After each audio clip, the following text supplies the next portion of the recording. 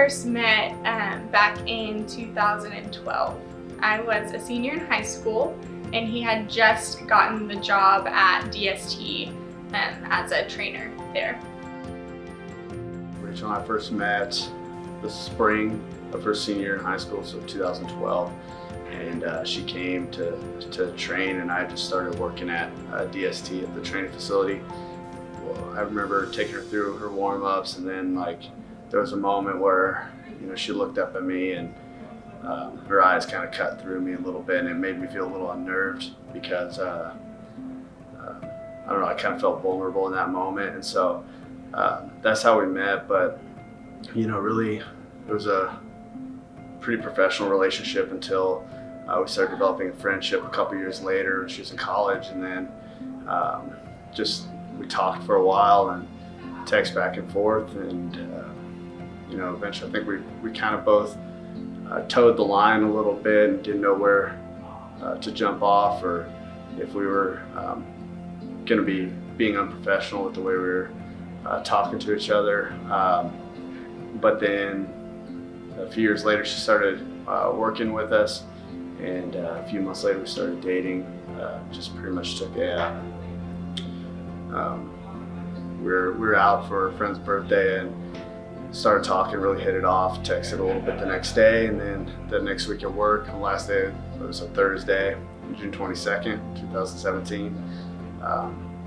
She had left. I kind of hit her up on the phone, asked her if she'd go to dinner with me, and pull off to a restaurant off of 290, and that's pretty much how it happened.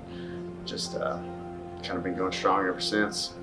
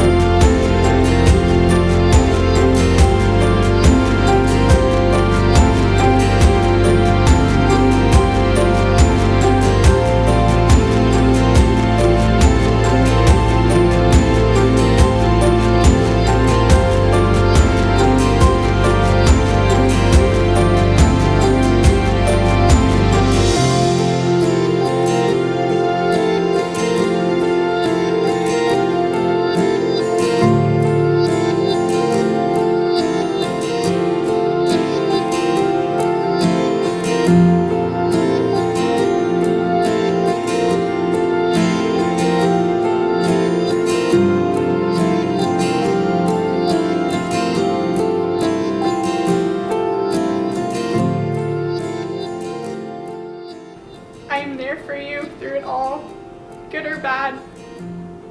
I would rather have the worst days for the rest of my life if I have them with you than my best days without you. So I'm really looking forward to that. If I were talking to Rachel right now, I'd tell her,